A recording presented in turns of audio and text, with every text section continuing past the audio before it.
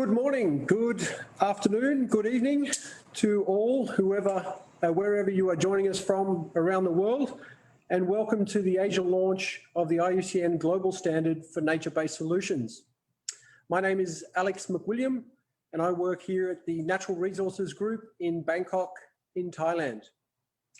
Thank you all for attending this event, which follows on from the global launch of the IUCN Nature-Based Solutions Standard, which took place earlier this year on the 23rd of July.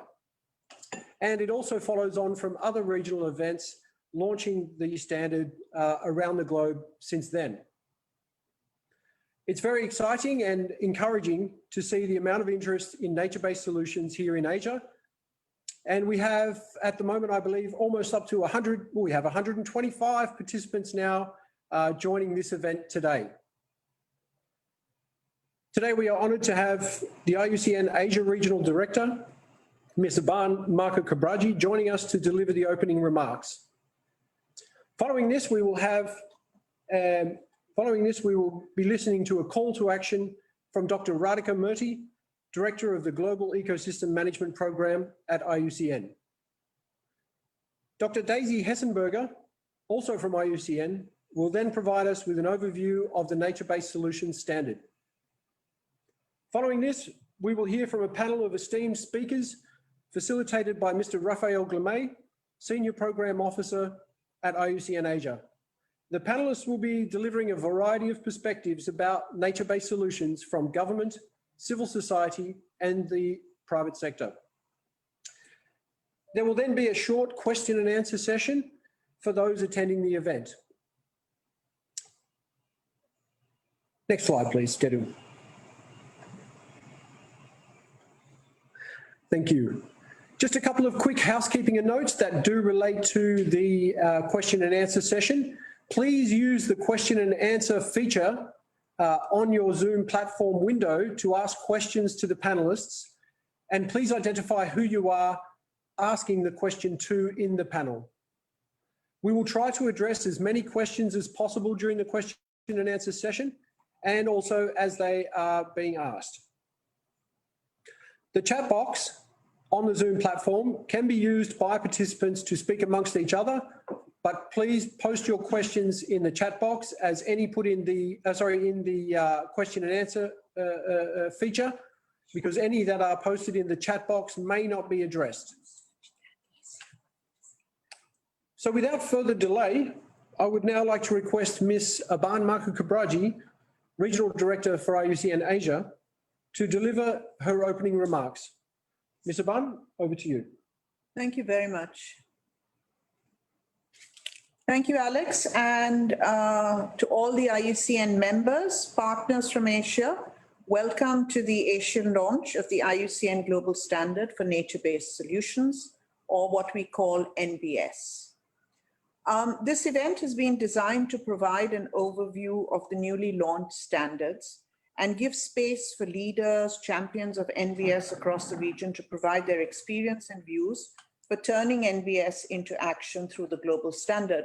And I think the number of you who have joined us are really a testament to how important and timely an understanding of nature-based solutions in a formal way is now becoming current with our language and the narrative that we're putting forward over the next few years to address the number of challenges, particularly post-COVID or within the COVID environment.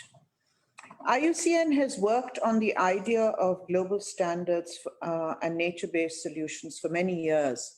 Around 2 decades ago, IUCN was talking in the language of natural infrastructure. Natural infrastructure as being a way to demonstrate how integral ecosystems were to the overall management of human well-being. That evolved in due course into a much more refined and scientifically certain standard, which is now called NbS. And NbS, the concept that IUCN developed and amplified, is now, of course, very much part of the common currency and language and narrative of much that we do in terms of addressing the challenges of the degradation of nature. and its impact on human well-being.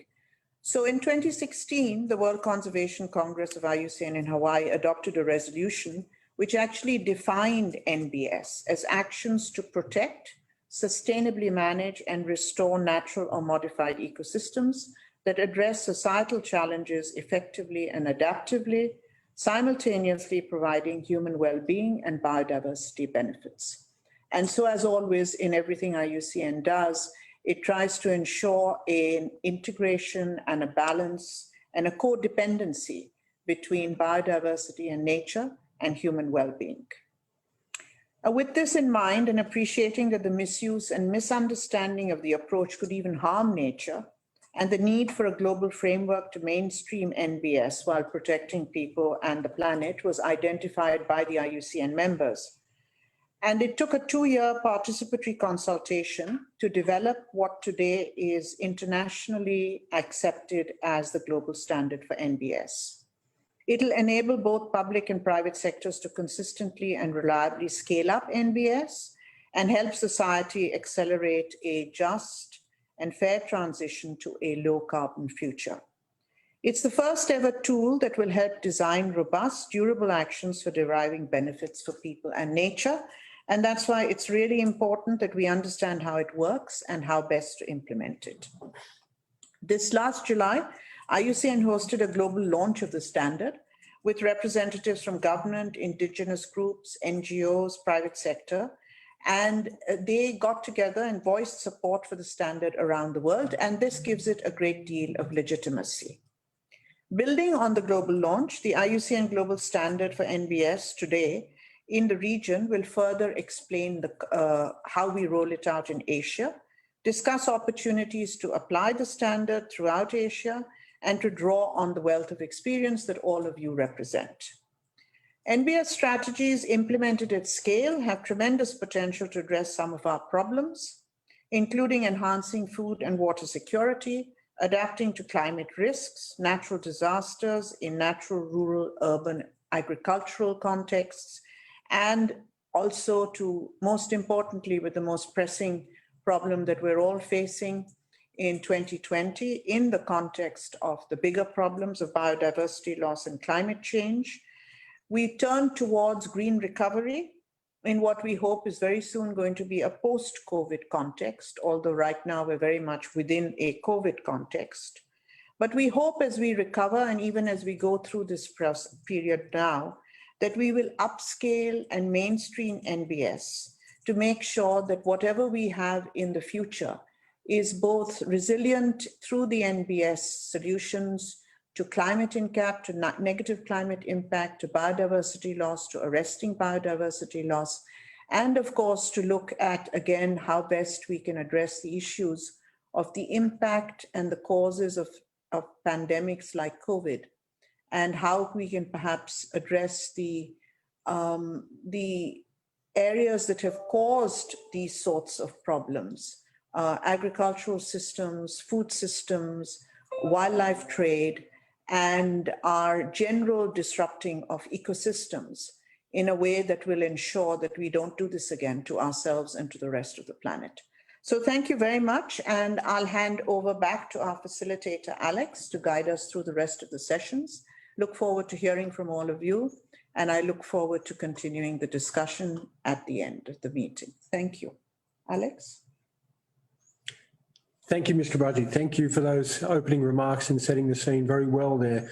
I'd like to now turn to Dr. Radhika Murthy, the Director of the Global Ecosystem Management Program at IUCN, to deliver a call for action. Ms. Murthy, over to you. Great, thank you, Alex. And congratulations to Aban and the team in our Asia Regional Office for organizing this gathering, and also for the leadership that you have been providing on driving nature-based solutions in the region. So as Alex mentioned, I'm the director of our Global Ecosystem Management Program, and my team has been very much at the forefront of helping develop this standard. I'm based at our headquarters in Switzerland, and that's been the case for the past 13 years. Sorry, I'm just going to put my timer on so I don't get in trouble with the moderators. All right, there we go. And originally I'm from Fiji Islands, but of course, Asia region has a very special significance, as my ancestors were from the southern part of India, having come to Fiji in the 1800s as contracted labor for sugarcane farming when Fiji was a British colony. So it's really a pleasure to be here and to be part of this panel. And I want to start by actually celebrating the event today, this launch, as our success. As Aban mentioned, as a union, secretariat members, commission members, our donors and partners, all of us have been part of the leadership that has been instrumental in shifting conservation from a sectoral challenge to a cross-sectoral responsibility. And in the case of IUCN, this has been over the past 72 years. And in that, we've built many alliances along the way with a range of stakeholders, from businesses to civil society to governments, driving the recognition and engagement that value women, indigenous communities, and youth. So this event is actually a moment to celebrate all of that hard work and the commitment we have put in to get here today. So now NbS. It may be a recently defined narrative, especially through the launch and adoption of an official definition in our 2016 Congress, for those of you who were in Hawaii, but it is built on decades of this knowledge and tools and experience that all of us have actually put together, and part of being part of this learning process and getting to the standard that we're launching in Asia today. So what is new? Well, the standard is the first global benchmark, which is this pathway, an enabling tool to make conservation actions central to development, rather than conservation being approached as an obstacle or a red tape in the way of meeting our development needs. Whether it's food security, water security, managing our risks to climate or disasters, helping us live healthier lives, something that is very pertinent right now, as at least in Switzerland, we're still working from home within this pandemic situation, and being sources of income and employment generation. So now we have an actual benchmark that can help us drive our conservation actions and make it more relevant to our development needs rather than an obstacle. And we will still need to do conservation for the primary purposes of protecting flora, fauna, spaces. But now there is a pathway to deliberately design these actions also as responses that meet human needs, whereby safeguarding society as well as safeguarding biodiversity. And I think what's for us to do now, this call to action, I'll state three. There are many, many things to do. So let me state three. One is, let's lead this paradigm shift. And I'll give you an example. Just because someone is interested in cars and likes to understand the mechanics of it doesn't need mechanics. If anything, our role becomes so much more pertinent. This is not mainstreaming nature into other sectors and all of us becoming generalists. No, our roles and our technical expertise become so much more important, because we're trying to work with a dynamic, complex ecosystem or systems to turn them into solutions and responses to problems in ways we've never done before. And that's where the standard provides a blueprint for this, but all of our knowledge, expertise, and leadership will be needed to take this well beyond the conservation sector and make this a paradigm shift towards more sustainable ways of living on this planet and being able to develop alongside that. The second call to action, taking this beyond our networks and circles and making it relevant for other sectors. We've been doing this, but perhaps at scales that are a little less than what we're now looking to with our new ambition. Let's go to scale with this. Let's take what we've done, but do it bigger and better. What does that mean? We need to build alliances with those we may have never thought of working with. Architects, engineers, building trusted alliances with those we may not want to trust. We may want to work cautiously with. How do you facilitate that? How do you start building those relationships? Understanding, accepting, and working through the reality of this. There will be trade-offs, there will be conflicts, there will be co-creation of new knowledge by putting different pieces of the stories we have together. different areas of expertise. Again, here the standard can help by guiding these processes in a transparent and inclusive manner with a common framework, a common mechanism that can hold all of us accountable in this process. And perhaps the third call of action, innovate. Innovate around how we do this, especially at a time when we have 3 parallel crises playing out at the same time. The climate change, biodiversity, and now the pandemic crisis. What we can't afford is responses that we'll put in today, which become or exacerbate future crises. We've done this with how we manage our disasters, quick responses, emergency situations, and then you see that sometimes nature is actually damaged more in that response phase than from the disaster itself. So we cannot afford this anymore, especially with 3 parallel crises.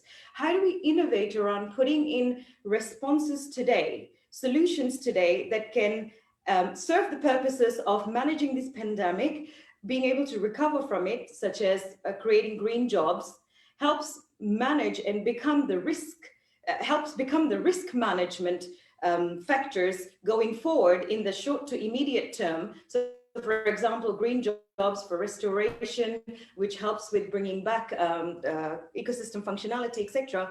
And then overall helps shift to a more sustainable way of living. So a solution, which is a response, a risk management strategy, as well as that shift we are after and we desire in trying to make our lives more sustainable. This is not going to be easy, but again, the concept and the standard and IUCN stand ready to help with this. And in fact, when we were going into the final stages of the publication, we went into our first lockdown, and it just became so much more pertinent for us to get this work done and get this standard launched around the world. And the point here is there's a lot to do, but we can do it quicker if we do this together. Leveraging different forms of knowledge, not just science. Indigenous people are some of our first nature-based solutions designers. You know, working intergenerationally, listening to the next generations that'll have to maintain the robustness and relevance of these solutions, and at the same time tapping into the wisdom of the elderly. So again, the standard really pushes for us to tap into different forms of knowledge and come up with holistic, durable solutions. So there is a lot to do, but as I'm saying, you know, as a union, as a driver of change, we can do this. We can do this because we're going to do this together. And I'd like to end with a quote that Daisy puts up. It will put up, if she can share a screen. It always seems impossible until it's done. So let's do this. Thank you very much. It is a real pleasure to be part of these discussions, and I look forward to hearing from our panelists and the question and answers that all our audiences will be sharing with us. Thanks, Alex. Right, thank you, Dr. Murthy, for those inspiring words. And I very much like the 3 points that you made about taking the lead on the paradigm shift, building alliances across sectors, and innovate. And thank you for those words. I'd like to now turn to Dr. Daisy Hessenberger, also from the Global Ecosystem Management Program at IUCN, to tell us more about the details of the Nature-Based Solutions Standard. Daisy, over to you. Thank you, Alex, and thank you everybody who's joining us here and watching live. I am going to now give you some of the meat, go through the criteria of the standard, building on what we've heard from Radhika and Aban. This is quite a lot of content, so we will be going through it at a relatively good pace. And I'm just going to start my timer. Brilliant. So I want to start with the IUCN definition that Radhika brought up. As she said, this is not a new approach. In a way, we've been working on a portfolio of nature-based solution approaches for a while. And in 2016 at Congress, IUCN defined nature-based solutions as actions that include protection, sustainable management, and restoration of both natural or modified ecosystems. Those actions address societal challenges, and we'll come to see how the standard shows that. And it does so effectively and adaptively. This is about creating effective solutions, not just one size fits all. These actions then simultaneously provide human well-being and biodiversity benefits. So I think, that definition, it's a strong definition and it sounds great. And why perhaps are we not seeing nature-based solutions already mainstreamed if they're so powerful, if they give so many benefits? And part of the issue has been that they have been maybe used in ill-defined ways. Some people perhaps use the wrong definition or assign even a cruise ship as a nature-based solution. So there is value to making sure not just that nature-based solutions are defined, but that we appreciate that this is a differentiated approach. Now, this is one of my favorite slides, because going back to that, effective solutions, this is about addressing the huge challenges that we face today. And nature-based solutions offer huge potential. Let's not forget, about 37% of our climate mitigation needs can come from nature-based solutions. But this is about using our whole portfolio of solutions. So we differentiate that into nature-inspired solutions, which can include things like biomimicry, using coral reefs to inspire the design of your gray engineering along a coastline. Other solutions include nature-derived solutions. Now, nature-derived solutions are things like renewable energy, biofuels. It's where the resource that you're using does come from nature, wind or from the soil, but the act in itself, the action of the solution, doesn't actually support the ecosystem which you're getting that solution from. Now, that's not to say we don't need renewable energies. We're in huge demand and we do need things that are from nature-derived solutions. But nature-based solutions are different, and that is what we're going to be exploring today. Now, I know we're trying to move away from a siloed approach, so I wanted to really hammer home this message that we're talking also today about complementary solutions. A lot of us maybe have worked on things that are nature-based solutions, but are very much just green engineering. Some of us are already working on these hybrid approaches. And a report by the Royal Society showed that perhaps the greatest potential for nature-based solutions to provide cost-effective safety or risk management to disasters does come in exploring these hybrid approaches. How can we mix green and gray? Can we both restore a mangrove forest to decrease the wave intensity, as well as using a sea wall for those, real disasters when it comes to tsunamis? So here's a bit of a stock take. Now is the time to mainstream nature-based solutions. I'm sure many of you can put up your hand and say, I've heard this at least once or many times in the past months. We know they're cost effective. They complement established mechanisms. I just talked about that.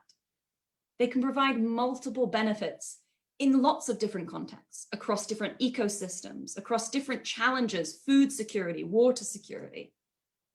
And we've already seen from using the standard how even the act of designing a nature-based solution, even the act of talking about nature-based solutions, already provides that cross-sectoral collaboration and policy coherence that we're seeking. So how do we get there? We've got this great solution or type of solution. We know where we need to go. And a 2019 publication, joint between the Secretariat and the Commission of Ecosystem Management, really hammered down into, where are the gaps that we need to fill to mainstream nature-based solutions? This was looking at scale, supporting them to go beyond pilots, making sure that the interventions that we have on the ground are actually strong enough, making sure they have that policy coherence and policy linkage. And also really, again, going back to that complementarity. This is not about working in our sector alone with nature. And I think we heard that in Radhika's speech or call for action. So I think safe to say, and this is the conclusion we came to, that if we want nature-based solutions to provide over 1 billion people with clean water annually, which they can do, if we want them to harvest the over $100 billion that we can get in ecosystem services from nature-based solutions that address climate alone, not even the other societal challenges, we need a global standard to make sure that nature-based solutions reach the potential in addressing our societal challenges. So, Aban has already talked about how we made the standard. We designed a facilitative standard. This was not about creating another barrier and saying, well, you don't have the resources. That isn't a nature-based solution. Well, you're not really a sector that usually is very environmentally friendly, so that's not a nature-based solution. We wanted to create a standard to raise the bar of practice, to ensure that new nature-based solutions that are being designed are at their strongest, but also to make sure that things that could be nature-based solutions are perhaps nature-based solutions now can improve to become in adherence with the IUCN Global Standard. It is made up of 8 criteria and 28 indicators that I'll be taking you through today. And it was really based on that knowledge co-creation. We did a public consultation that crowdsourced the first few drafts. Through 2 rounds, we reached over 800 people across 100 countries. We hit different sectors. We had architects talking to us, indigenous peoples. And of those 1,000 comments, we took them each on board, tracking those responses. We also knew that we had to provide the standard that we need now. This is not about creating a document for the sake of it. You, at the end of this camera, you have to be able to use this. So we opened up our sort of future for the standard by developing it to be compatible with the ICL Alliance Code of Good Practice. What that means is that it'll be revised every 4 years, and it is open to be turned into a certification mechanism. Right now, it's a self-assessment. So I'm going to take you very quickly through this criteria, and then we'll delve in a little bit deeper. When we talk about nature-based solutions, we always start with the societal challenges. And this is how I explain this to my 94-year-old grandmother. This is about working with nature to answer a really human problem, a really human challenge. Of course, they have to be designed at scale, moving away from that projectized approach. What is happening upstream and downstream of your intervention? And they rely, what are they built out of? What are the bricks of a nature-based solution? Well, they're the pillars, they're made of the pillars of sustainable development, economics, biodiversity, and society. And okay, some people are sitting back being like, great, win-win-win solution, that triple bottom line that we're all looking for. But that doesn't quite exist yet in that format. So we need to balance trade-offs. Who is going to pay today so that we can all benefit in the future? And as Radhika mentioned, what we're doing here is working with some really complex ecosystems and some perhaps even as complex society. So it needs to be adaptively managed.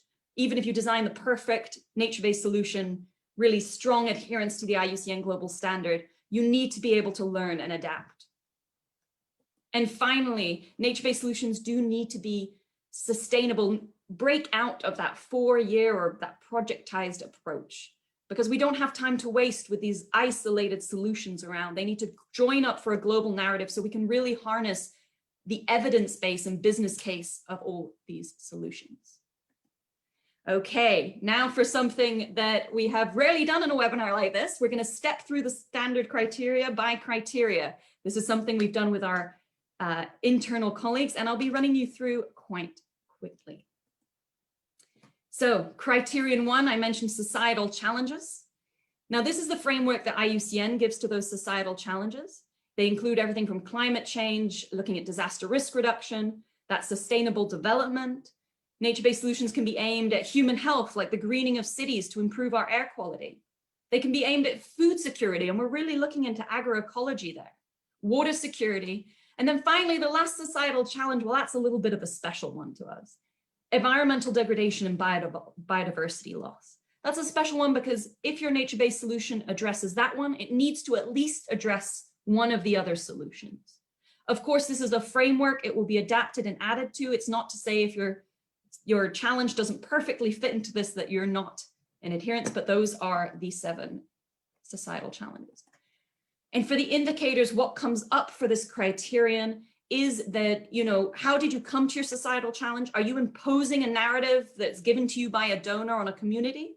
Perhaps you're going in with climate change in mind, without really taking into account what is that community's real challenge? Maybe it's human health.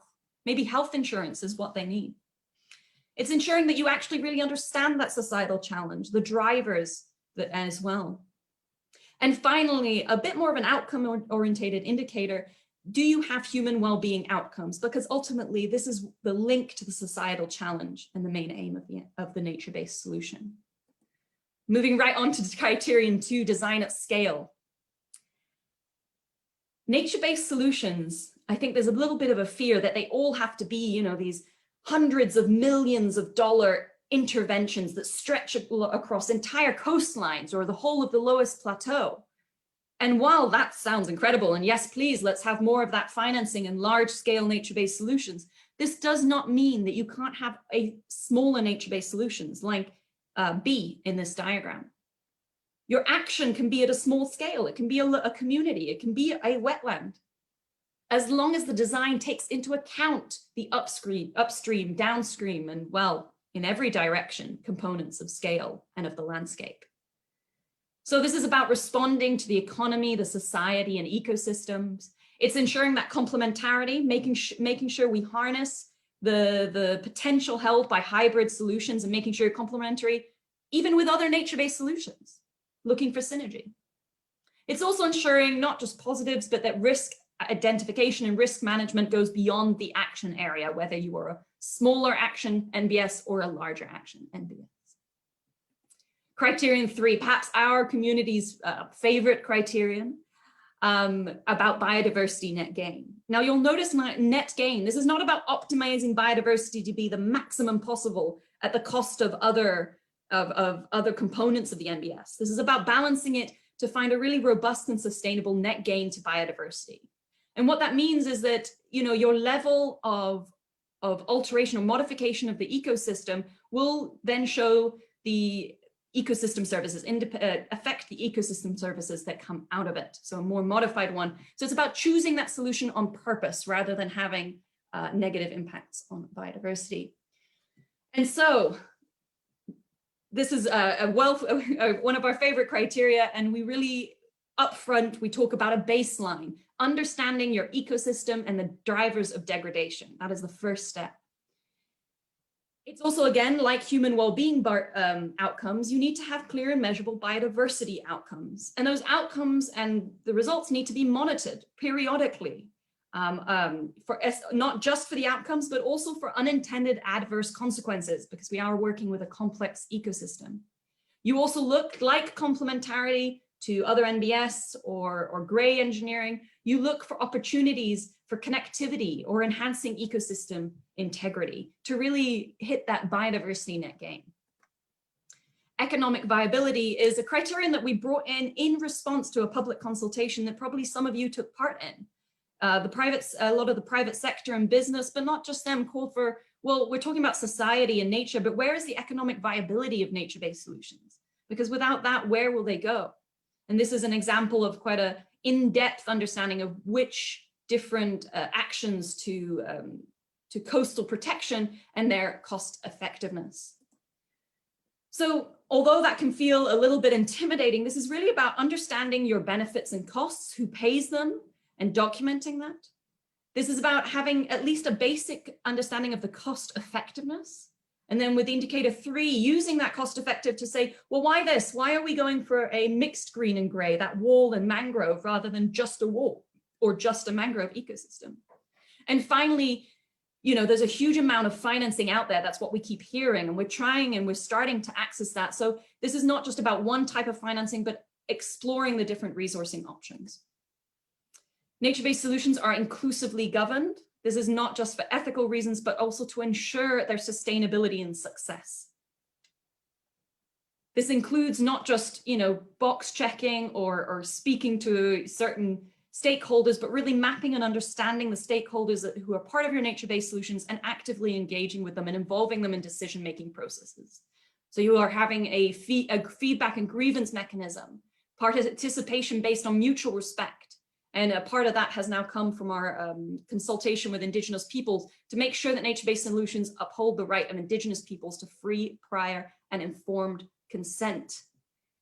The stakeholders have been properly mapped and identified, and they are part of the decision-making process. And that decision-making process responds to the rights and interests of the stakeholders. And finally, a last one that I think lots of you who work in water basins or with rivers will see as familiar, but where a nature-based solution goes across jurisdictional boundaries, there has to be a mechanism in place for joint decision-making. Now, we get to the, how do we get that win-win-win scenario? Well, trade-offs have to be balanced between the achievement of the primary goal, and if you remember, that is the societal challenge. It might include biodiversity, addressing the biodiversity loss, but it might be human health or climate change mitigation.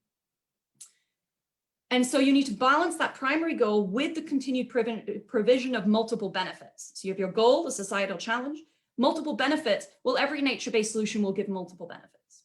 Even if you're not addressing climate change directly, likely you will have a benefit towards that. Same with human health or food security.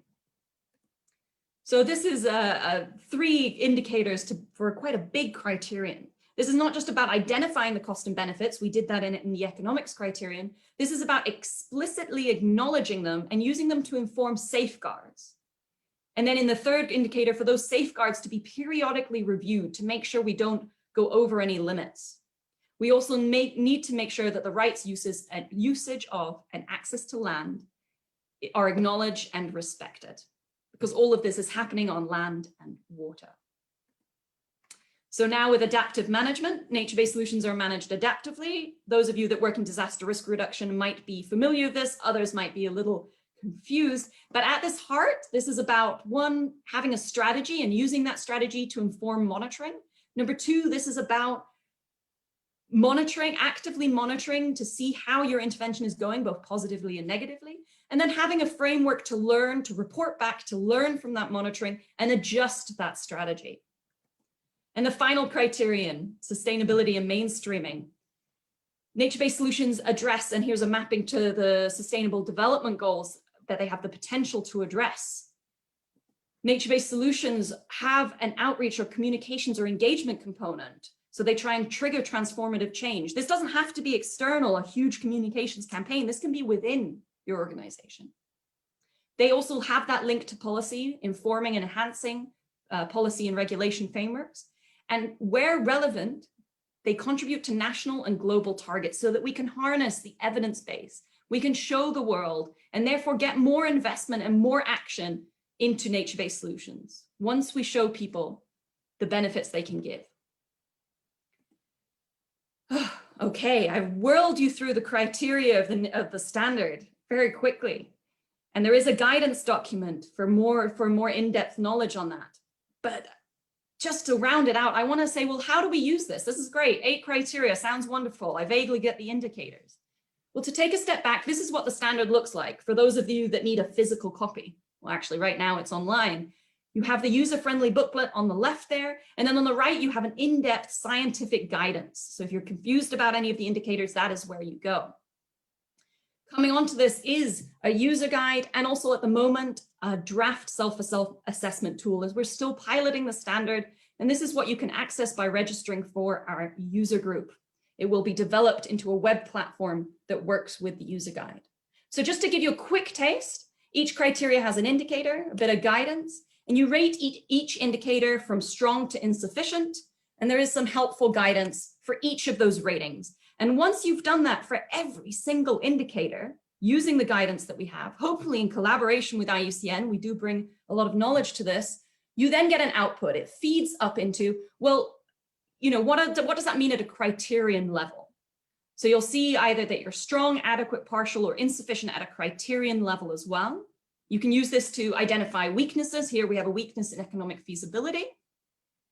But you can also use this to see if you're in adherence with the IUCN Global Standard.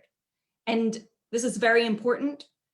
You have to address every criterion, at least partially, to be in adherence with the IUCN Global Standard. So any criterion, not indicator can be insufficient, but at a criterion level, you cannot have insufficient on any single criterion, which is why this intervention is not in adherence. Again, that doesn't mean that you get thrown out into the cold. This is a chance now to improve your intervention. This is actually not a negative result in any way, but a chance to improve and become into adherence with IUCN's global standard for nature-based solution. So I'm just out of time, but I want to finish with the next steps for the global standard. I just wanted to highlight that this doesn't stand alone. It's part of a governance mechanism that includes an international standards committee, brings in the science, brings in feedback from the users, and it incorporates national and regional hubs, such as a hub in Asia. And this will lead the revision of the standard every 4 years and its uptake and capacity building. I also wanted to show that we're not just working on the standard. This comes with not just governance and oversight, but also branding, impacts, communication, capacity building. There's a whole machine or whole ecosystem, I should say, working behind the standard. And so we all have a part to play. Here are the 4 roles that you might want to be involved in: enhancing capacities, taking part in auditing and oversight, piloting the standard in your pipeline portfolio, one of my favorites because that's my primary body of work, and helping us to convene those hubs that we just talked about at a regional or a national level, and bringing together these very interdisciplinary communities. And so with that, I'm done. Sorry for running a minute over time. These are the resources, and we will be sharing this, I'm sure, with our participants and making this available. Thank you for everyone.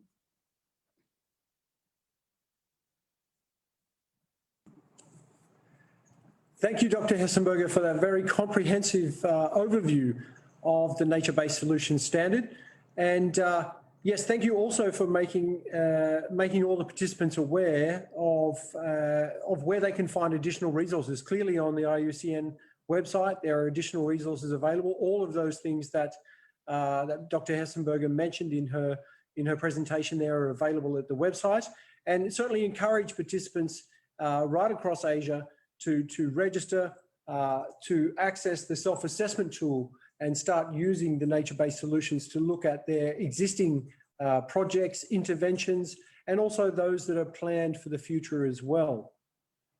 All right, before I turn over to our panel, let me just welcome, we are now up to over 200 participants in the event, and I'd like to welcome all of those that have joined us perhaps a little bit after the time that we got started, so welcome to you all. We now turn to our panelists, and I'd like to call on Mr. Raphael Glamay, the Senior Program Officer for Water and Wetlands here at the IUCN Asia office in Bangkok, to facilitate the panel. Raphael, over to you. Thank you, Alex, and good morning, good afternoon, good evening to everybody. It's indeed amazing to see that we have 215 participants at the moment, so it's very interesting and coming from a number of diverse countries across Asia, so it's really great.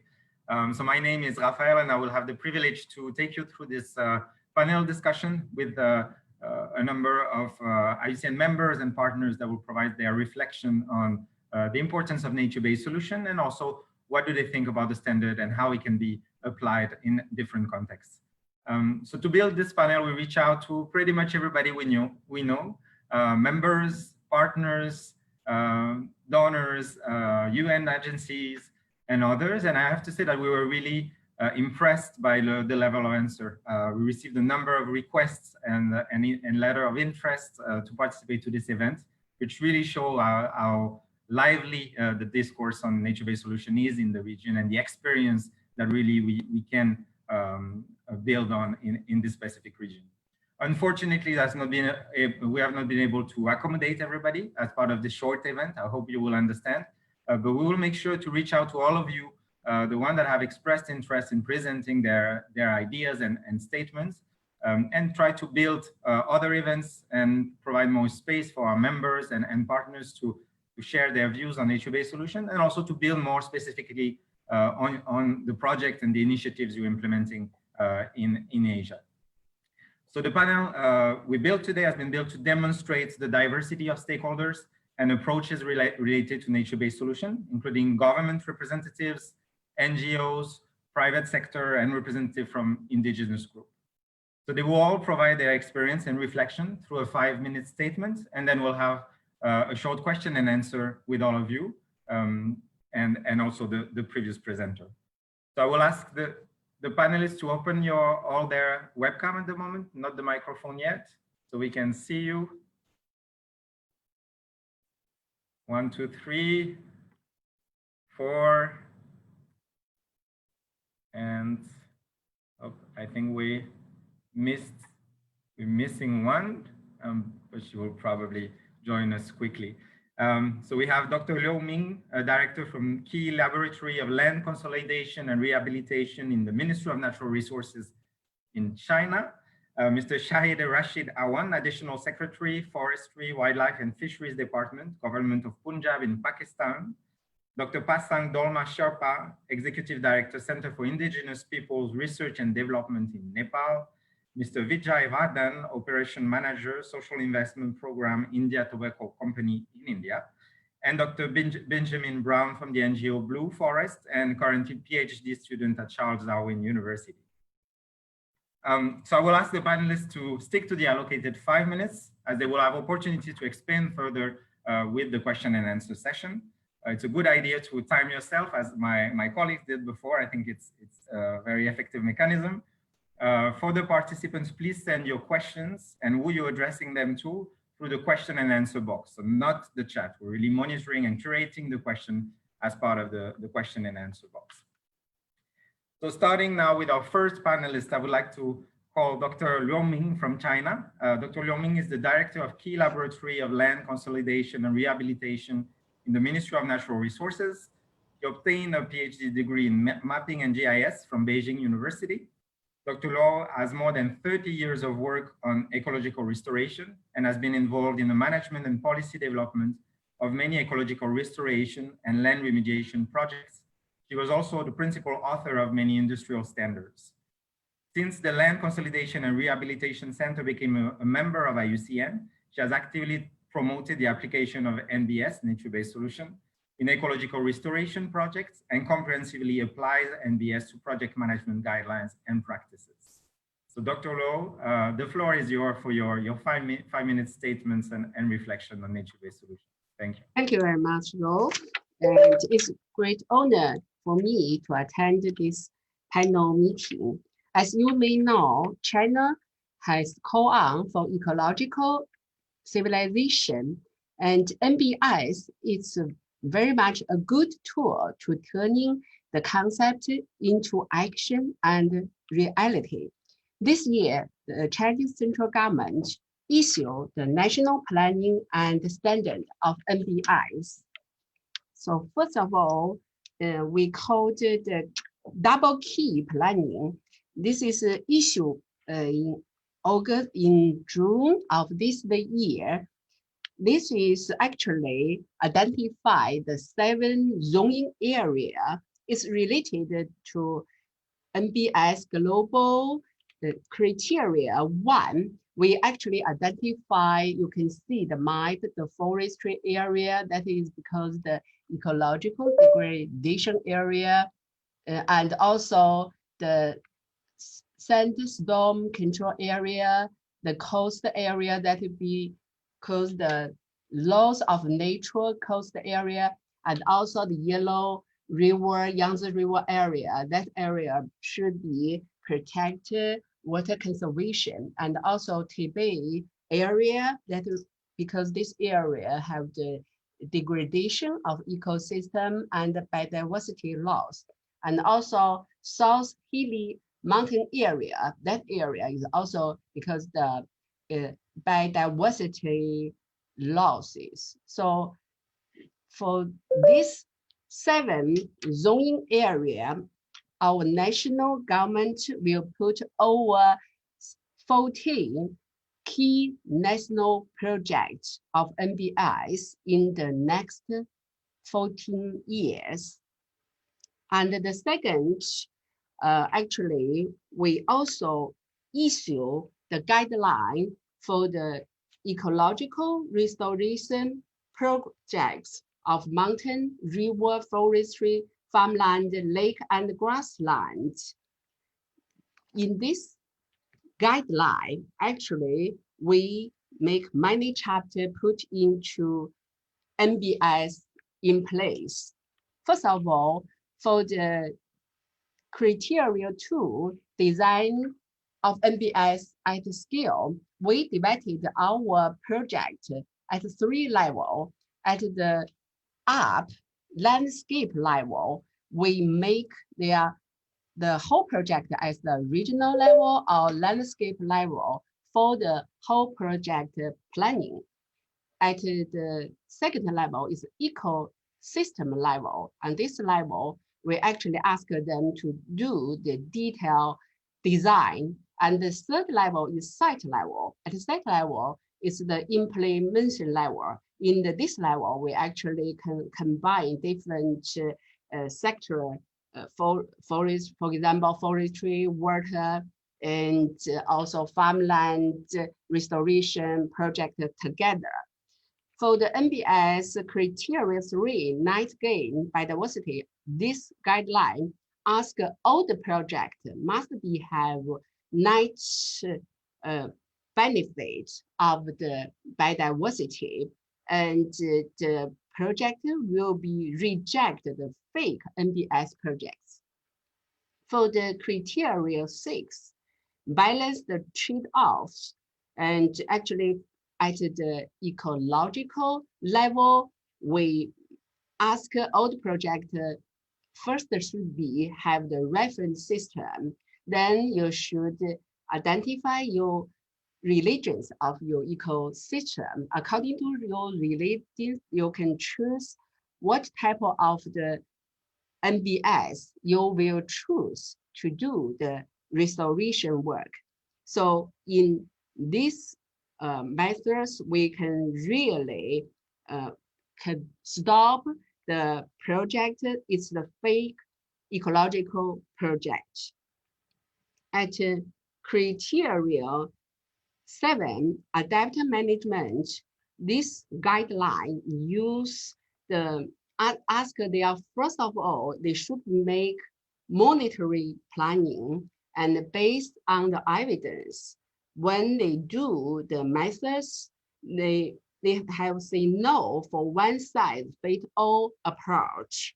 In this way, actually, we can adopt it to the complicated ecosystem to make more flexible management.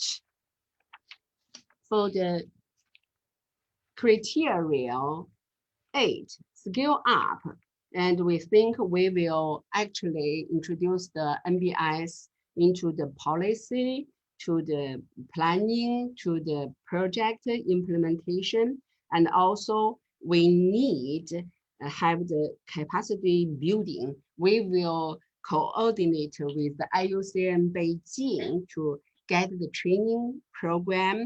And also we were thinking in the future, and we will have more practice project. And also we think in the future, our NbS project will contribute to China 26 carbon neutral target as well. Thank you. Thank you so much, and thank you for sticking to the time, right on time, 5 minutes, but a very dense presentation with a lot, I'm sure that will trigger questions from our audience. Maybe a few highlights that I could note: the link to criteria 8 through the national planning for NbS in China, with the master plan on major projects for the protection and restoration of national major ecosystems. And also your comments on the scale. So looking at criteria 2, landscape level, ecosystem level, site level. So very, very interesting, and thank you again for taking us through the criteria and your experience. So moving on, we'll move from China to now Pakistan with Mr. Shahid Rashid Awan, who joined the Punjab Forest Department in 1986, and for the last 6 years, he has been the additional secretary with Forestry, Wildlife and Fisheries Department in the government of Punjab. He's working as a provincial project director of Sustainable Forest Management Project, which is facilitated by UNDP and funded by Jeff since the last 3 years. He holds a master in forestry from Pakistan and another in forestry as well from the United States of America. He's the former head of the agriculture sector in district government for 7 years, and is acting as provincial person and focal point for the RED+. So Mr. Shahid, the floor is yours for your comments and reflection. Thank you very much, Rafael. And hello, everybody. Very good afternoon. I'll try to stick with the 5 minutes allocated to me. Basically, you know, when we talk about NbS, so as Daisy explained, it's a cross-sectoral things, and rather I would say it's a multi-sectoral things. But my focus of discussion will be towards the forestry sector, and mainly addressing the 4 parts of the definition of the NbS. That is the biodiversity benefits, restore natural ecosystem, address social challenges, and the climate change. Similarly, the discussion today I'll be presenting here will also focus on the 2 criterion, that is climate change mitigation, adaptation and mitigation, and environmental degradation and biodiversity loss. Since I'm from the government sector, so I'll focus on the policy and the legal issues of adopting NbS. When we say the nature-based solutions, certain legitimate documents, we need to have a policy. Unless those things are not included in the rules or develop projects on that. So I'll just address 4 issues where we have made some progress, because the NbS in Pakistan is a new concept and we have not really harnessed the benefits of it, because in the absence of such a standard, the NbS may remain a general concept, only marginally contributing the pressing sustainabilities and not realizing its full potential. So what we have, I'll explain a couple of initiatives we have taken which we can align with the NbS. Those may be a conscious or unconscious activities, but they are in parallel with the criterion and the indicators of the NbS. First of all, in 2019, we revised the forest policy. That was the primary document. Unless we have some enabling clauses in it, we cannot go further. So it was the first time in the 72-year history of our country that the forest policy focused towards the sustainable forest management principles. So that doesn't say that it should be a timber management or commercial forestry also, but it emphasizes and allows the government to undertake the activities in a sustainable manner and addressing the biodiversity benefits also, and taking a forest landscape restoration approach rather than the timber approach. So that document provides us, the principles that we should switch there has to be a paradigm shift in the management of forest from the timber management to the sustainable.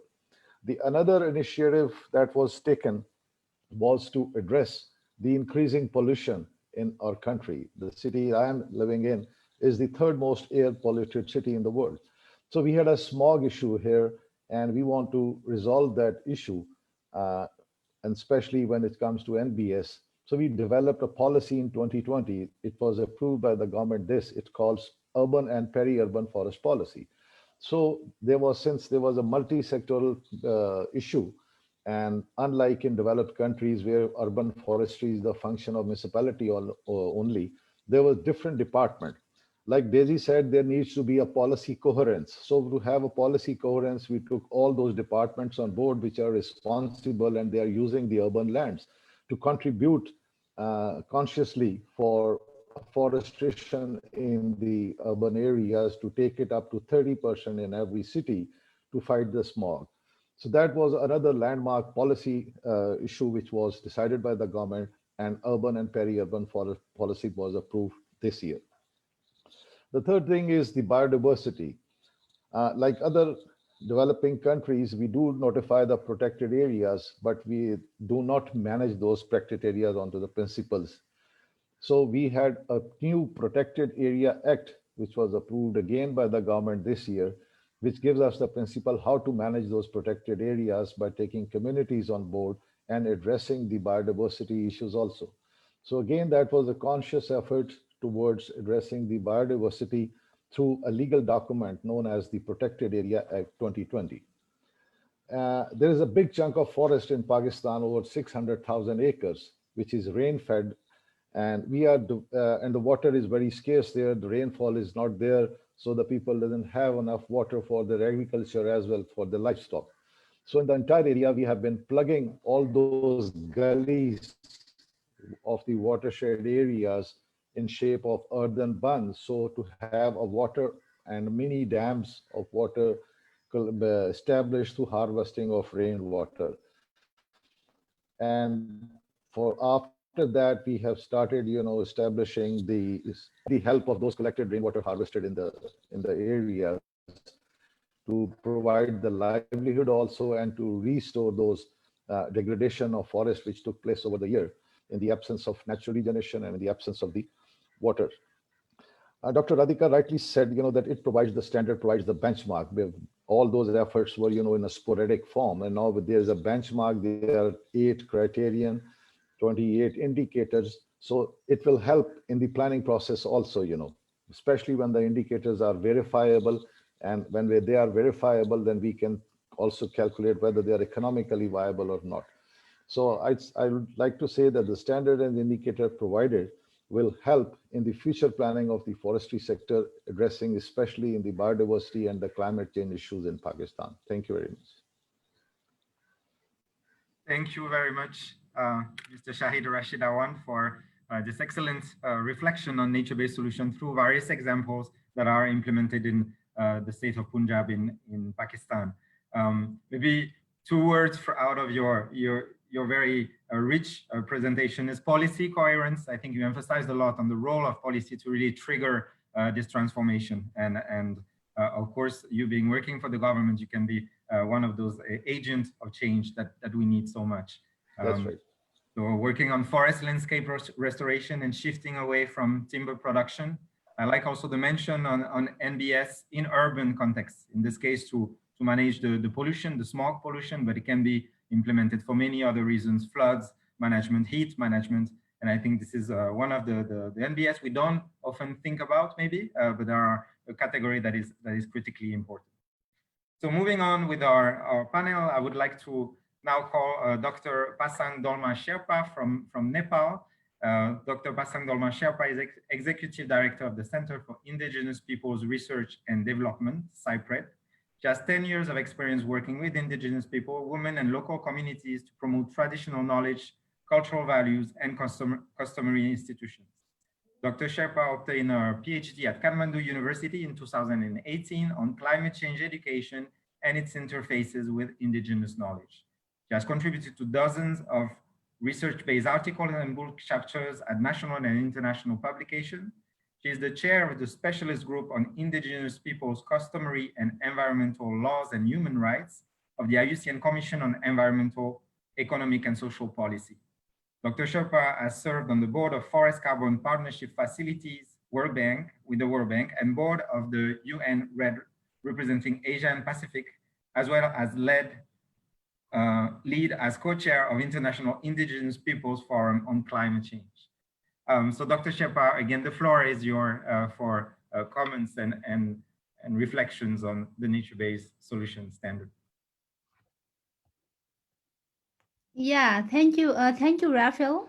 Thank you, Raphael, and thank you for organizing this very important event. And first of all, I would like to congratulate IUCN for coming up with the standards, with the very important indicators and the criteria for the nature-based solution. That is very important topic for us to understand very closely.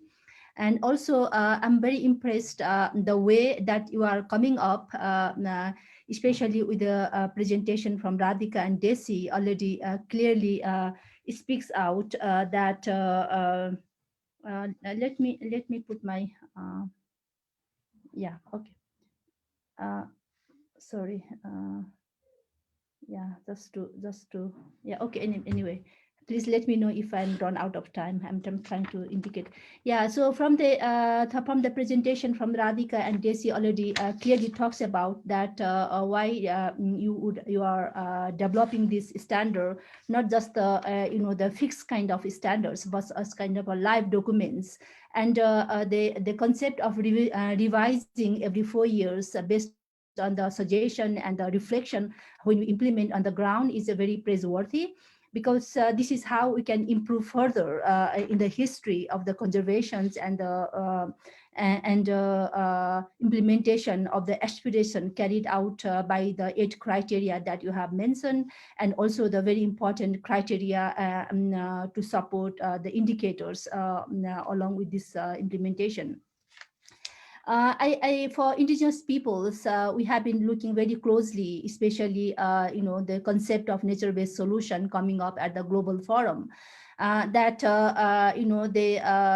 historical developments of conservations to support with the nature-based solutions need to be reflected, and then with this call of action that mentioned by Radhika, and also the DAISY, especially for incorporation of social science, co-creation of knowledge, and balancing with the traditional knowledge is a very appropriate way of moving ahead to dealing with any issues and concerns of indigenous peoples. All the criteria, all the 8 criteria that mentioned, and also the indicators are equally important, because indigenous peoples live in holistic manners of integrating of all aspects of life. The symbiotic relation of nature and the people cannot be distinguished. So, all the criteria that you have already mentioned that link with your, the societal challenges, and as well as, the biodiversity ecosystem and economical, and even the inclusiveness, food sovereignty, and adaptability and sustainability, all are equally important, because all are connected for their lives and the nature. Because if there's connected with the nature, that is automatically connected with the people, because there's a symbiotic relation that one cannot live in the absence of others. So all the indicators are equally important. However, when you look very closely, especially for indigenous people issues and concerns that you have been seen already at the global level, regional level, even at the national level, and even at the local level, that especially the criteria related with the inclusive governance of this natural resource management and the conservation and ecosystems, and in relation with the biodiversity, it's very, very important and pertinent, especially that is directly connected to their traditional livelihoods, traditional knowledge, and their customary practices. And also the indicators related to the sustainability and human rights based approach need to be very consider when we have any kind of design or implementation of projects, programs related with that would have direct and indirect impacts to the indigenous peoples for their dignity, for their sovereignty, for their livelihoods, for their identity. So, again, consider, reflecting back all the, the important criteria and the indicators that, the effectiveness and the aim of achieving this nature-based solution by dealing with these criteria and indicators depends on how we are dealing with our faithful and in the ethical principles. When you deal with the indigenous peoples issues and concerns, and also the women's and youth who are solely depending on the natural resources and their traditional livelihoods and knowledge system and cultural practices. So the good faith manners and then trust and the building in harmony is a very important when you talk about the implementation of these all criteria. So we also need to very careful that, in the history, we have been already facing that continuation efforts of this implementation of colonial model of the conservations need to be tackled by this criteria, so that, all these agreements, all these conventions or treaties that has been agreed with the government and, for respecting the fundamental human rights of indigenous peoples that as enshrined by, UN DRIP, that also dealt by your criteria, the last criteria, also ILO, also CBD, despite all these agreements, but still we have been hearing the news of the criminalization of indigenous peoples, and also brutalization, in even killing, and even the involuntary settlements, and the involuntary migrations, and that has been continuously the news day to day. So, and then as a consequences of the abuse of the human rights has been continued, as we have seen in the case of even Thailand with the current community, even the recent case of the Chepang community in the Chiton National Park in Nepal, even during the pandemic. So, the one of the root causes of the conflicts is because of the continuation of this colonial model of conservation. So I believe with this criteria, with these standards on the nature-based solution, will deal with that one to, for respecting the fundamental rights of human beings, especially indigenous people, for continuation of their customary institution, their customary governance, their customary knowledge system that has contributed a lot for sustainability of the natural resources, ecosystem, biodiversity. we all are aware already that the recent report with the World Bank also come up clearly that 10% of the legally recognized indigenous peoples' territories have contributed more than 80% of the biodiversity.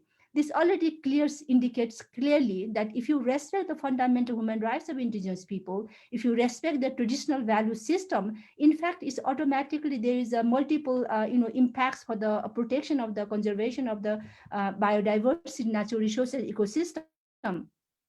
But the problem is, the expansion of the same models of conservation and natural resource governance system is becoming a kind of threat for existence or continuation of the indigenous people's practices and knowledge system. So, and then another part that when we deal with these indicators and the criteria, we should bear in mind that, even in South Asia and Southeast Asia, a recent report with the RRA report comes up with like 157 million people who are live within this protected area is already suffering from the continuation of this kind of colonial model of the conservation, and then a possibility of priority conservation area to be proposed is possibility of 809 millions.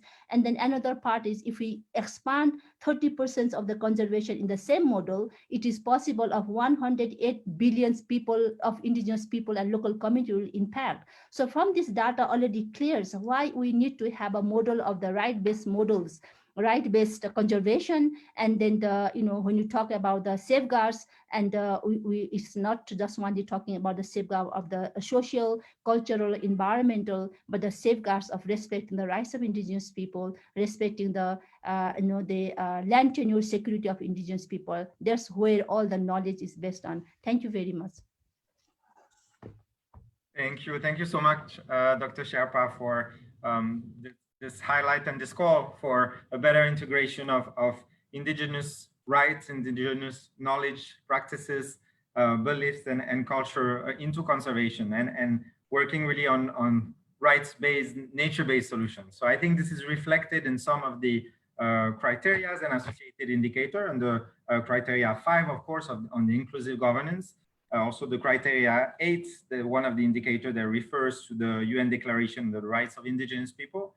But it's very important to keep that in mind and make sure that this is a core pillar of the design, implementation, and monitoring of any nature-based solution. So thank you so much for this. Moving on now to India, and a panelist from the private sector, Mr. Vijay Vardhan. Mr. Vardhan has over 20 years of experience in the development sector with expertise in sustainable agriculture, water stewardship, natural resource management, and rural development. Mr. Vardhan currently leads the natural resource management interventions in India Tobacco's company's social investment program team, and has spearheaded climate smart agriculture and natural resource management programs for over 17 years across ITC's catchments. Before joining ITC, Mr. Vardhan worked as an agricultural trainer in Andhra Pradesh state in a borewell irrigation project supported by the Netherlands government. His educational background is in agriculture with a specialization in horticulture. So Mr. Vijay, the floor is for your comment. Thank you. Thank you, Rafael. Thank you, IUCN, to actually ask me to share our experiences. So as per my discussion with Rafael and Katie before the session, so we agreed that I will touch upon the 4th criteria, the economic viability, by sharing ITC's experience and what matters to industry, mainly in terms of NbS and the economic viability. So I will stick to that part, which will actually means, of course, I am learning from all of the speakers, panelists. Apart from that, maybe what I share will be useful to understand how industry or private sector looks at this whole thing. So means ITC is a 110-year-old company, so which talks about company's own thrust on sustainability. Means we looked at the whole business process in the what you say, with the filter of sustainability. From day one, we believed in balancing triple bottom line. And ITC is a multi-business company with major portfolio of agriculture business in the whole business. And we are also the only company in the world of our size who is water positive, carbon positive, and solid waste recycling positive. So as I mentioned, so we actually thought that we should have the positive footprint and actually enrich the natural resources rather than actually depleting them as we are in the process of manufacturing and our business. So with that approach, we have actually invested on the natural resource augmentation, replenishing, recycling and reuse aspects of all the resources. That's what we had focused on, and we have achieved these my key successes in carbon and in water and solid waste. In biodiversity context, what we have actually believed is that as we do for every program when we have the community in the community outreach space, is that only when it is linked with the livelihoods will it will actually be valued by people, or it will actually be driven by people on a large scale. Otherwise it remains a good thing.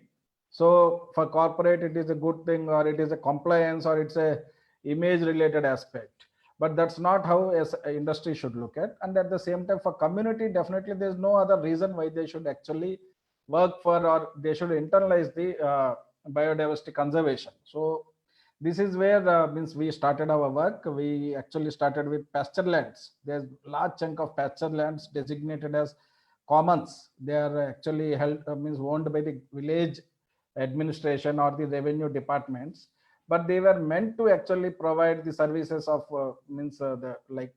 food and fuel and fodder, apart from the indirect services like holding back water, improving organic matter, and providing shelter for pollinators and predators.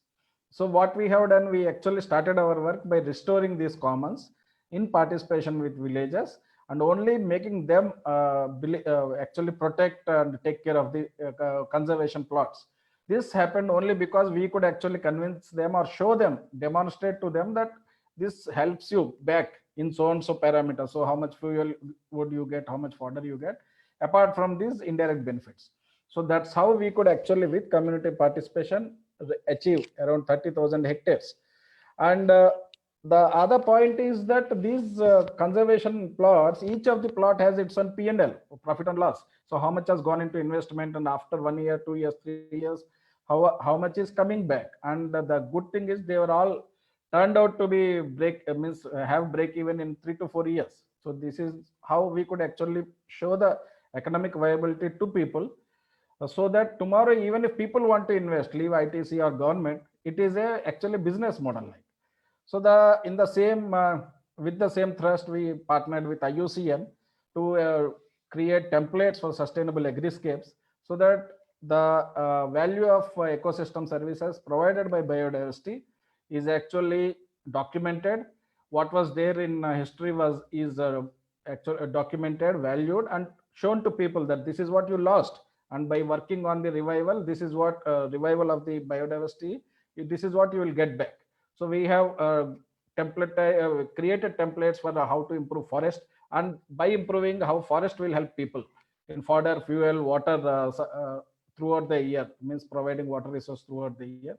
In the same way, the other thing is how to actually protect the tank ecosystem. There is this village tank ecosystem, which is 500-year-old system in India. Actually, many kingdoms have created this tank ecosystem, but which are not in good shape now. So showing people like how to actually protect them with eco restoration and NbS principles in taken care of during planning, so that they will be there forever. So these things have worked with we have worked with IUCN, and these templates are now helping us to take it to pan-India level. This is what we are doing. We are partnering with forest department, we are partnering with irrigation department, so that they internalize these nature-based solution approaches and actually adopt it. So this is where actually I think we can bring in scale by making people see the value, which is very important, and you have rightly touched upon in your criteria 4 of economic viability. One thing I would actually put up to all of you is that, as I said, we are carbon positive, water, solid waste recycling. Suppose to say that we are biodiversity positive also. So there is a point of net, loss thing, or not causing net loss. So this is something I feel for ITC, of course, but for corporate or industries will be very valuable. See, by having such a measurement, people will actually assess themselves. And the other thing is, if we create the templates, like how will it pay back to corporate? Maybe in terms of services, or maybe in terms of money also. So that will also actually drive people to get on board more and more. This is what I felt. And though we are without any such incentive, we are definitely driving, but this will help to make it internalized in corporates, in private sector, also driving the whole biodiversity conservation. Thank you. Thank you so much, Mr. Vijay, for those reflections and comments on the involvement of private sector, in this case ITC, with nature-based solution. So this initiative around agriscape is particularly relevant in the region, and we really hope continuing working with you and upscaling a little bit the approach and the learning that we got through this. So you emphasize on the importance to document the value of ecosystem, the one that we lost, the one that we still have, and the one that we're restoring. And I think this is an important point to also convince the private sector of the real value of ecosystem and ecosystem services, which is often, unfortunately, still unknown. Biodiversity positive, carbon positive approach. So I think all this is very interesting and will for sure trigger a number of questions. So moving on with our last speaker of the day. So I would like to call Benjamin Brown, Mr. Benjamin Brown, who has been living and working in Indonesia for 20 years, involved in community-based mangrove management. So looking more now at the coastal nature-based solution. In 2000, he founded a small grassroots NGO called Blue Forest, which is working in 12 provinces in Indonesia, as well as Cambodia, Thailand, Sri Lanka, Malaysia, and Timor-Leste. Benjamin is currently enrolled as a PhD candidate at Charles Darwin University, where he also works as a research associate supporting integrated mangrove management projects in Indonesia. Benjamin serves as a member of the IUCN Mangrove Specialist Group, Blue Carbon Scientific Working Group, and Society for Ecological Restoration Australia. So Ben, the floor is yours for your 5 minutes. Okay, thank you. I wrote down some notes and practiced this, and it took 6 minutes, so I'll do my best. Thanks for the opportunity. I'll go straight into this. I'm going to tell a story, I guess, about scaling up mangrove restoration in Indonesia and the emergent need for a nature-based solution to help leverage that upscaling. I don't plan to kind of map this story out to the NbS principles right now, so I can tell a cohesive story, but they do align in many places, and this can be teased out by the moderator or in the question and answer, I guess. So let's see, we started working on mangrove restoration in early 2000, and I'd say from 2003 to about 2010, implemented some successful small-scale projects in Sumatra and Sulawesi in Indonesia, about 10 hectares, 20, 33 hectares. We had the opportunity in 2011 to 2014 with some support from the Canadian government and US aid to upscale again. And we did 515 hectares of ecological mangrove restoration in Sulawesi and 1,000 hectares of restoration and enhancement, mostly enhancement, planting degraded areas in North Sumatra and Aceh. After the success of a lot of this work, we got contacted quite a bit to see if we could upscale further. 500 hectares is already quite big to me. But people are talking about landscapes and thousands of hectares, and there's quite a lot of need. There's 1.82 million hectares of degraded and deforested mangroves in Indonesia, and policy mandate to restore all of that by 2045, very ambitious. Anyway, we ended up running feasibility assessments to see if we could upscale in 8 landscapes, kind of funded by USAID and World Resource Institute, a private sector partner. At this point, we've assessed 20 landscapes with the Blue Ventures, another partner of ours, and the German bank most recently. In 2 of the landscapes, we applied the Rome methodology developed by IUCN and World Resource Institute, specifically to look at mangrove forest landscape opportunity. One of those cases was supported by IUCN in Tanjung Panjang, Gorontalo province of Sulawesi, the island of Sulawesi. That landscape had experienced large-scale degradation, about 65% mangrove loss, down from 8,800 hectares to only 3,500 hectares between 2000 and 2015, converted to aquaculture by transmigrants from South Sulawesi who for 400 years have been engaged in aquaculture.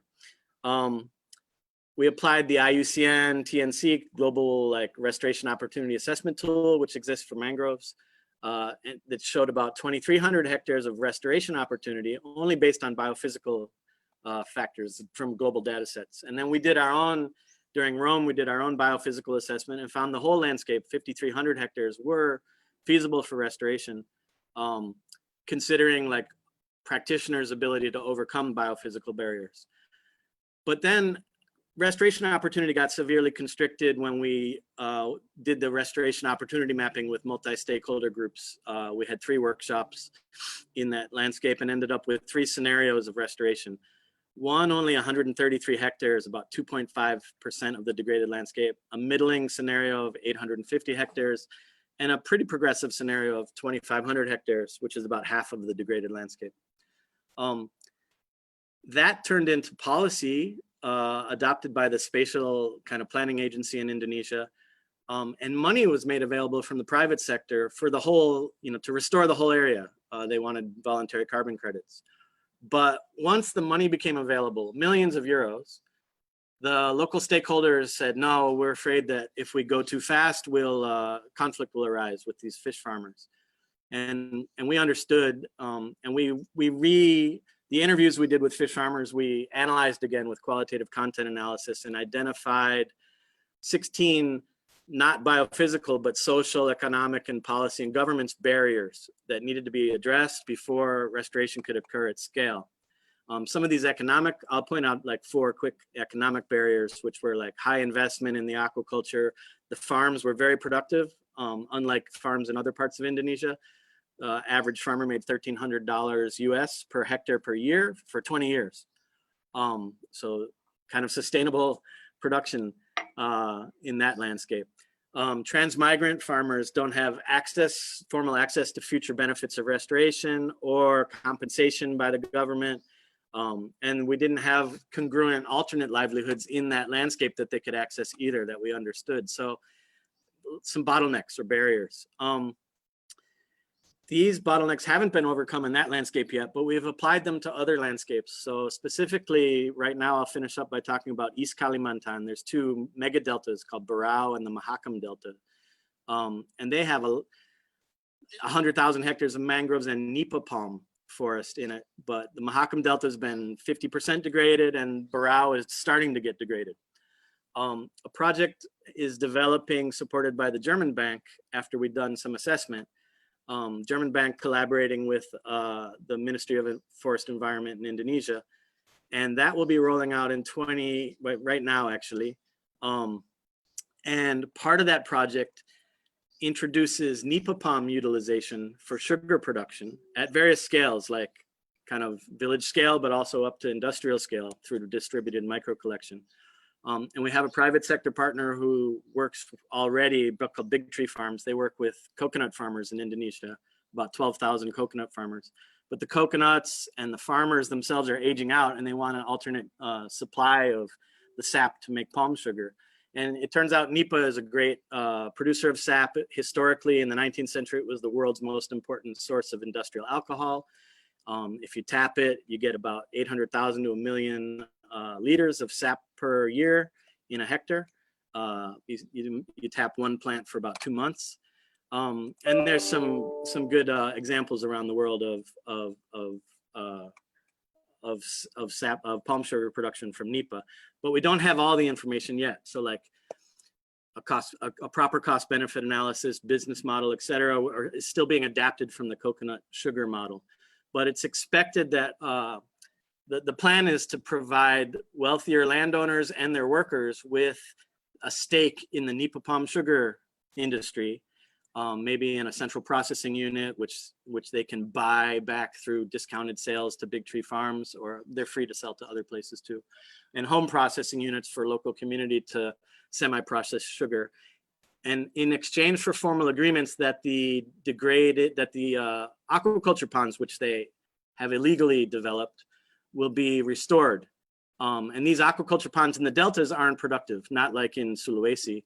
They're in organic settings, and they succumb to hydrogen sulfide hydrogen sulfide pretty quick. And so the average lifespan of a pond in that area is 2 years, and they're not very productive, but people grab them as kind of a land grab and then try to trade them. So anyway, this nature-based solution is something new based on something very old, which we're going to trial and need to learn a lot more about, but it's a way to leverage land for restoration while still fulfilling this need for financial compensation to current land users, and grow a green blue economy in the future. We're also going to trial this in smaller scale in West Kalimantan, South Sumatra. That's starting now, and we work in Papua as well, but that's a bit remote. So we're trialing this in a few places. The focus will be in East Kalimantan, and I'm sure I've run over my 5 minutes. Thanks for your attention. A little bit, but I didn't want to stop you. That was very interesting. Thank you. Thank you for this story. I think it's very nice also to see concretely how you implement nature-based solution with the opportunities, but also a bit of the reality check on some of the challenges we can face. You mentioned the restoration opportunity assessment tool from IUCN methodology, which is indeed very linked to the nature-based solution criteria as well, looking at elements of governance, feasibility, funding. So it's also one of the tools that is linked to a concrete application of nature-based solution on the ground. I like your 3 scenarios and how things can go in different directions depending on how you consult people and what is the local context. So referring to also to the criteria 5 on governance, a lot on scales, looking at upscaling with some of the limitations or questions we can have when it becomes too big as well. So referring to this criteria 2 on scale. So with this, we're closing the part of the panel discussion and opening now the questions and answer session.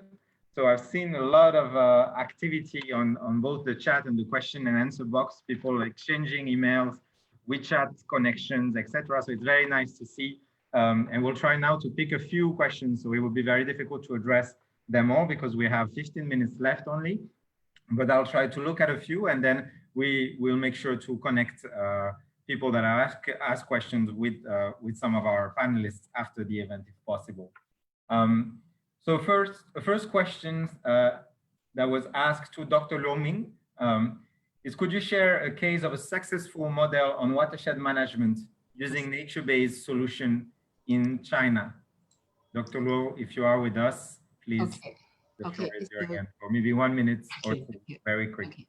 Okay, it's excellent question. And actually, we have quite a lot of successful NbS pilot project. For example, you can see this.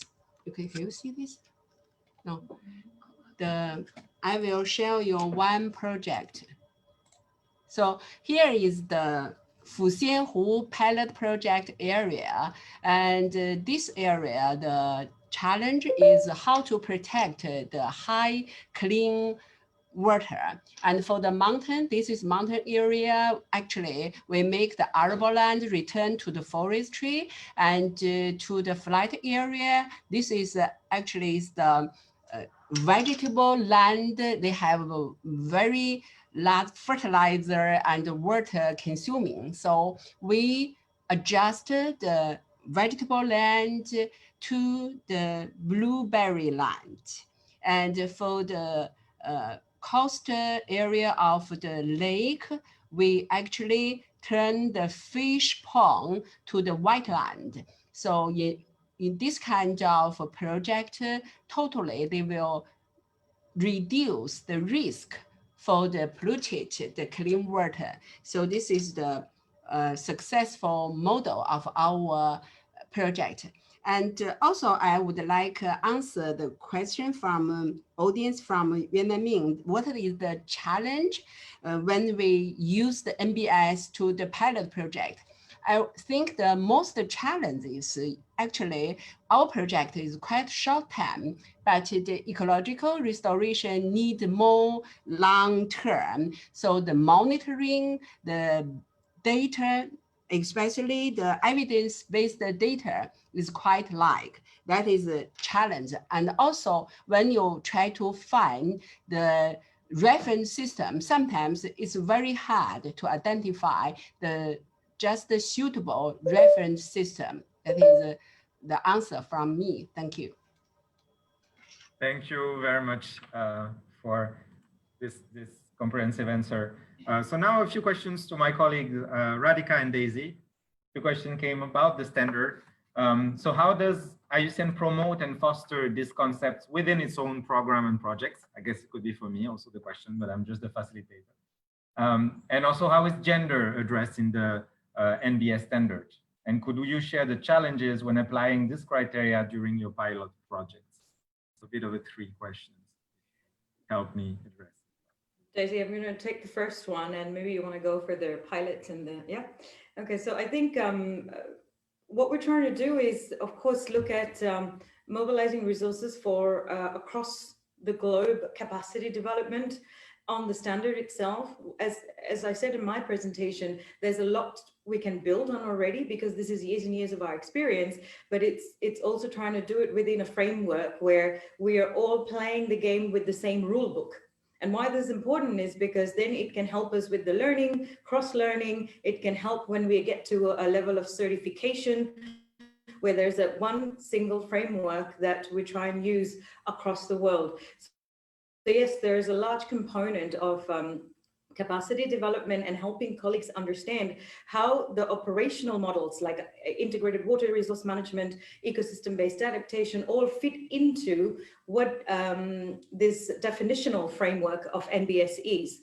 And internally, we're starting to look at project design. So the standard can be used for verification, design, as well as informing scaling up. And what we want to do is transition to a point where all of IUCN's relevant projects are actually designed from scratch using the standard rather than having to retroactively then verify it.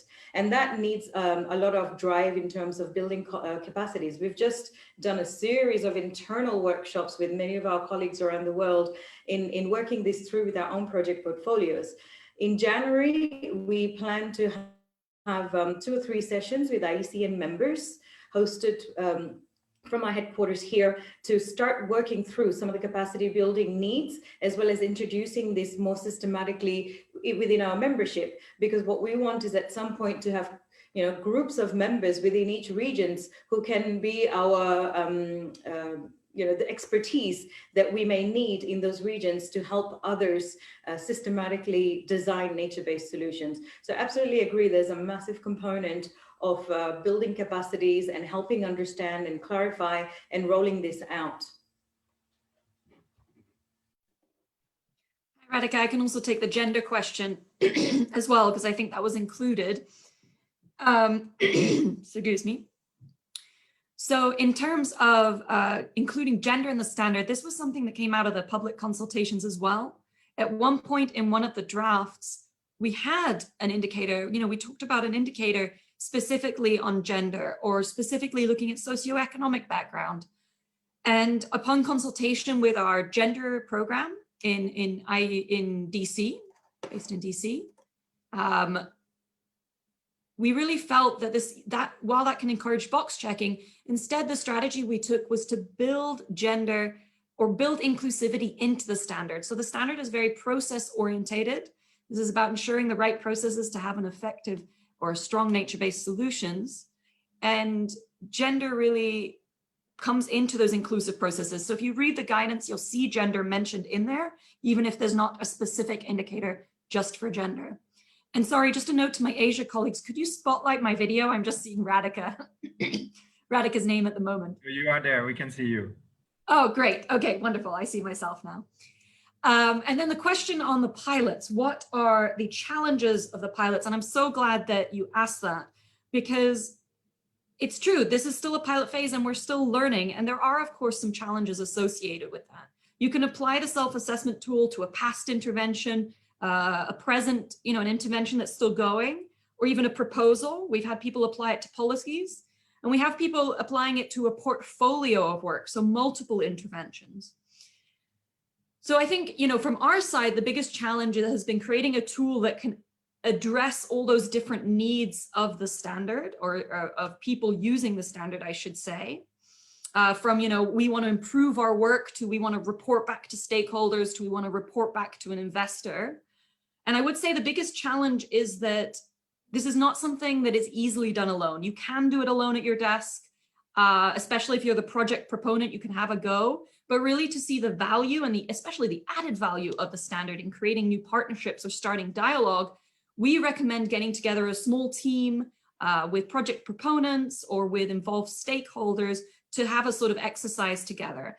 And while you can do that by yourself, we do encourage talking to your regional or country office to see if that's something that they can support. As IUCN, really, we do know the standard very well, and we have had reports back. The feedback is that it really helps to have us there to help the narrative. Finally, I would say when you're applying it to a portfolio, getting people's time, you have to be very respectful of individual project proponents. You might want to apply it at an organizational level, but acknowledge that, the project proponent, their responsibility is the project, and without sufficient background, you're asking them to just do another standard and they don't know the added value. So we've done a lot of consultation and social learning when we've done the pilots as IUCN. Thank you, Daisy. So I think we're getting a bit short on time, but I'd like to take maybe 2 additional questions. There's so many interesting questions. I'm sorry that I won't be able to take them all. One for Dr. Sherpa. So indigenous people and minorities are still living inside many protected areas. How can the nature-based solution standards support their tradition, their way of life, and I believe also their rights, while also achieving the goals of conservation? So if you have a few elements on this, that would be very appreciated. Thank you. Thank you for the question. I also saw another question in the I also saw another questions from Kim Tanyan in the Q&A box. So that is both questions are very much related. As I have also shared in my presentation earlier, that the focus of the paradigm shift of this standard is praiseworthy. This is a welcoming for flexibility of adjusting, including the indigenous knowledge, the role and values, along with the implementation of a different approach of the conservation. However, the paradigm shift is possible only if there is a very faithful manner of respecting and building the trust with indigenous peoples and understanding the knowledge through their stories, their experiences, how they have been contributing for sustainability of the natural resources, ecosystem, biodiversity. So as I am already very much engaged and already involved in the facility working group of local communities and indigenous peoples platform in the UNCCC, so we have been really emphasizing with the 3 purposes: knowledge, capacity building, and the policy and action. So the knowledge here, I believe like knowledge is not just only the knowledge of indigenous people for indigenous people to understand, but the knowledge here is the knowledge developed by the policymakers, the multilateral agencies or union or bilateral agencies, whoever working in the protected area conservation or the forest regime, for them to understand the knowledge and the values and the concept and how they have been living with the nature and contributing for biodiversity ecosystem, and that knowledge to be built on their capacity, so that the policymakers, lawmakers, or all these stakeholders who are working on this issue and concern understand the values and role of indigenous people and bring the paradigm shift to deal with, to action against the continuation of colonized models of they continue brutalizing or criminalizing or seeing pushing for the involuntary settlements of indigenous peoples. So I believe like if we follow on that process and along with the land right recognition of indigenous people, promote on that one with the help of these criteria indicators, I think there will be possible a paradigm shift with this with the help of this standard. Thank you. Thank you, Dr. Sherpa. And maybe one last question to Mr. Vijay. So what kind of policy support do you think would make it easier to support the private sector in engaging in nature-based solution? Yeah, Rafael. So I think policy-wise, rather than policy, I will put it the other way. It is actually a push which will make private sectors get into this. In policy terms, I would say it's about awareness.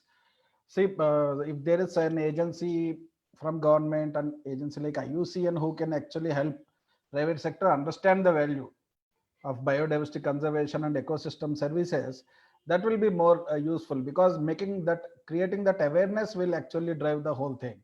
Because I don't think there is any policy which is stopping the private sector from getting into the work, because like forest conservation through private sector with a production and protection type approach, all these are planned, and there are many such policies. But point is, like, let private sector also understand the value that is if we do this, is what I feel.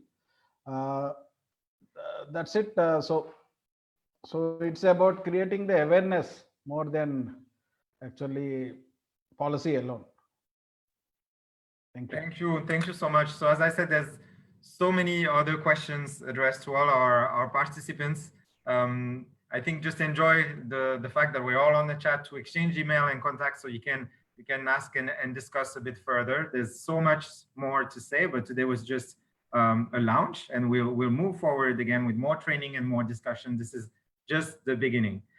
So I believe we're a bit late, but not that late. And I would like to hand it over to Aban Marker Kabraji, Regional Director for IUCN Asia, to provide a few closing remarks. Thank you. Thank you very much, Rafael, and thank you to everybody who spoke. I think, Rafael, you're being asked to come back by popular acclaim, so you should probably respond to that and set something up fairly soon again, because I can sense a real excitement and interest in not only sharing what people are doing on NbS, but also learning much more from around the region. I thought I'd just share quickly a few things that I felt were important. I think we heard an incredible range of what people understand by NbS. And they were all reflected in the 8 criteria of the global standard. So I think there's a good match in terms of what's happening on the ground and what we heard through the discussions. Tisha, can I get a glass of water, please? Okay. I think the most important thing is that this is real life. And I think what one was hearing is what's really happening on the ground, what's really happening where we live. And what is clear is that many, many people have been practicing nature-based solutions for a long time. It's just that perhaps we didn't call them that, perhaps we didn't recognize them as exactly what was being described now.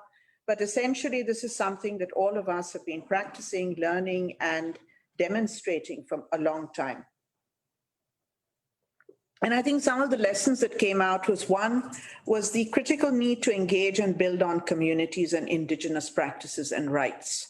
And I was interested on the response on gender, because I think, of course, within the gender world, there is always a great debate going on as to whether this is inclusive and whether you just mainstream it, or whether in fact you actually need to pull it out and make it a separate criteria or indicator in order to ensure that it's being addressed and it doesn't sort of dissipate within the mainstream.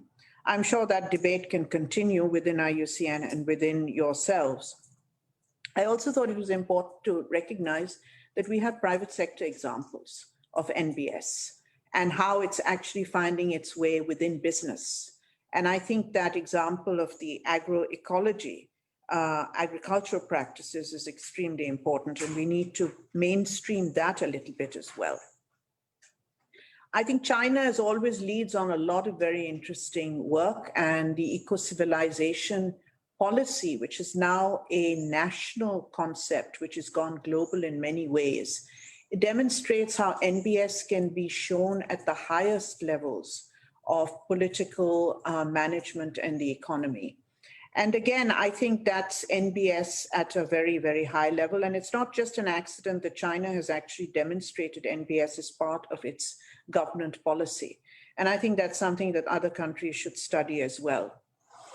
The importance of feeding back results and experience to transform policies and the sound science on which to build, the variation on landscapes are all very, very important and illustrated in all the case studies you presented. Now, what will we do? Well, for one thing, clearly from your interest, you've demonstrated that we need to continue to have this discussion with all of you. And that means we will mainstream the standard throughout our program in Asia through webinars and through training, and perhaps by ensuring that the projects we're working on with you are also demonstrating much of what we've been discussing today. We'd like to work closely with our members to ensure the development of national and regional NbS hubs.